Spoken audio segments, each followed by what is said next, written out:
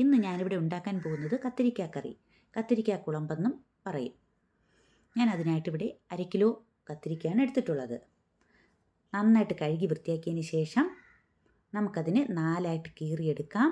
കീറി മുറിച്ച് മാറ്റണ്ട, ചെറുതായിട്ടൊന്ന് വരഞ്ഞു കൊടുത്താൽ മതി. അതിൻ്റെ മൂട് മുറിച്ച് കളയണ്ട. മുറിച്ച് നോക്കിയിട്ട് അതിനകത്ത് പുഴുവോ എന്തെങ്കിലും ഉണ്ടോ എന്ന് നോക്കാം. ഒന്നുമില്ല. നമ്മളിന്ന് മുഴുവനോടെ ഇട്ടാണ് അത് ഉണ്ടാക്കാൻ പോകുന്നത്. മുറിച്ച് നമുക്ക് വെള്ളത്തിൽ തന്നെ ഇട്ട് കൊടുക്കാം. അതിൻ്റെ കറ മാറാൻ വേണ്ടിയിട്ടാണ് വെള്ളത്തിൽ ഇട്ട് കൊടുക്കുന്നത്.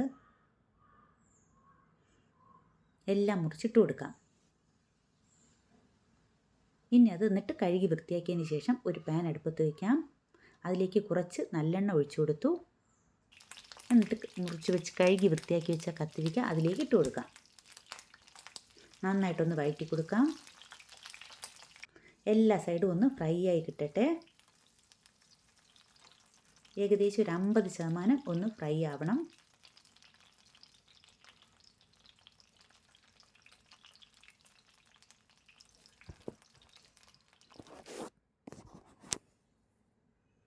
ഇപ്പോൾ ഏകദേശം ഫ്രൈ ആയിട്ടുണ്ട്.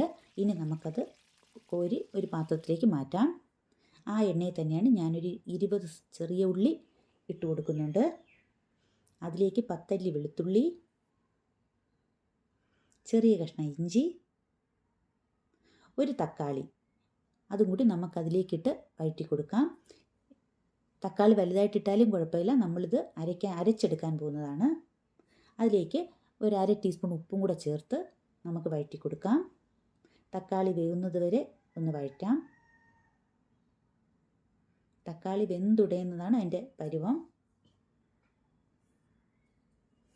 ഇപ്പം തക്കാളിയൊക്കെ വെന്തിട്ടുണ്ട്. തക്കാളി ഇതെല്ലാം വെന്തതിന് ശേഷം തണുത്തതിന് ശേഷം വേണം നമുക്ക് മിക്സിയുടെ ജാറിലിട്ട് ഒന്ന് അരച്ചെടുക്കാൻ.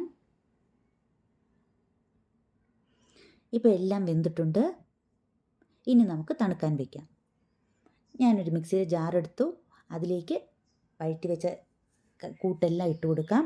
നന്നായിട്ടൊന്ന് അരച്ചെടുത്തുകൊണ്ട് വരാം. കുറച്ച് വെള്ളവും കൂടി ചേർത്ത് അരയ്ക്കാം.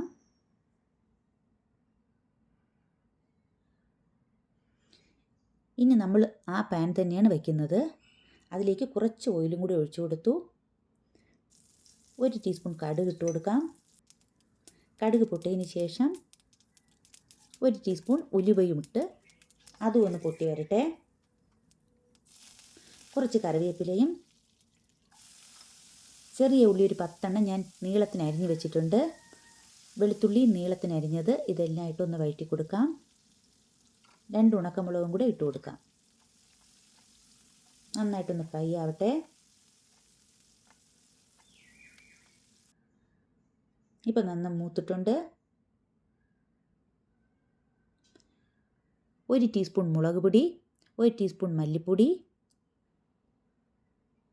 1/2 ടീസ്പൂൺ മഞ്ഞൾപ്പൊടി, 1 ടീസ്പൂൺ കുരുമുളക് പൊടി, 1/2 ടീസ്പൂൺ ഗരം മസാല. ഇത്രയിട്ടൊന്ന് വഴറ്റി കൊടുക്കാം. പച്ചമണം മാറട്ടെ.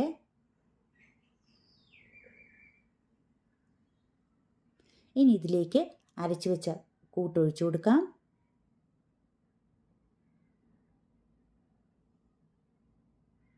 കുറച്ച് വെള്ളവും കൂടി ചേർത്ത് കൊടുക്കാം.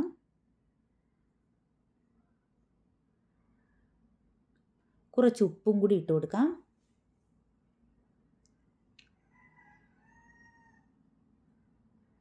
ഒന്ന് ഇളക്കി നോക്കാം. ഇതിലേക്ക് നമ്മൾ കുറച്ച് പുളി വെള്ളത്തിൽ ഇട്ടിരുന്നു, അത് പിഴിഞ്ഞെടുത്ത വെള്ളവും കൂടി ചേർത്ത് കൊടുക്കാം.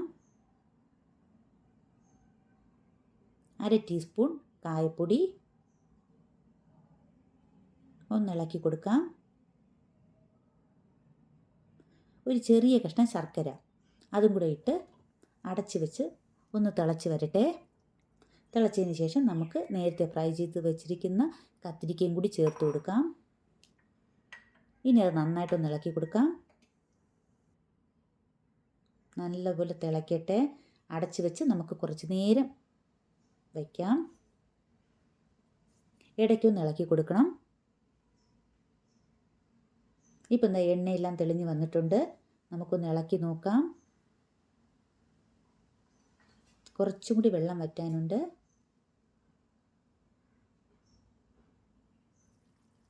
ഇപ്പം നന്നായിട്ട് എണ്ണയെല്ലാം തെളിഞ്ഞ് വന്നിട്ടുണ്ട്. നമുക്ക് ഈ സമയം ഉപ്പുണ്ടോ എന്ന് നോക്കാം. ഉപ്പ് കുറവാണെങ്കിൽ കുറച്ചും കൂടി ഉപ്പിട്ട് കൊടുക്കണം. പുളി കുറവാണെങ്കിൽ പുളി ഒഴിച്ചു കൊടുക്കാം. ഇപ്പം നന്നായിട്ട് കുറുകി വന്നിട്ടുണ്ട്.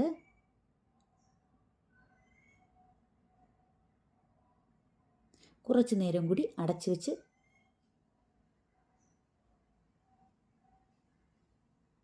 ഇപ്പം നന്നായിട്ട് എണ്ണ തെളിഞ്ഞ് വന്നിട്ടുണ്ട്. ഇനി നമുക്ക് സ്റ്റൗ ഓഫ് ചെയ്യാം. ഇനി നമുക്കൊരു ബൗളിലേക്ക് ഒഴിച്ചു കൊടുക്കാം. ഈ കറി നമുക്ക് ചോറിൻ്റെ കൂടെയും ചപ്പാത്തിയുടെ കൂടെയും എല്ലാം കഴിക്കാം.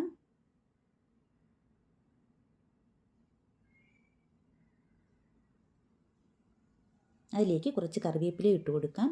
ഇത് ഇഷ്ടമായെങ്കിൽ ലൈക്ക് ചെയ്യണം, ഷെയർ ചെയ്യണം, സബ്സ്ക്രൈബ് ചെയ്യണം. താങ്ക്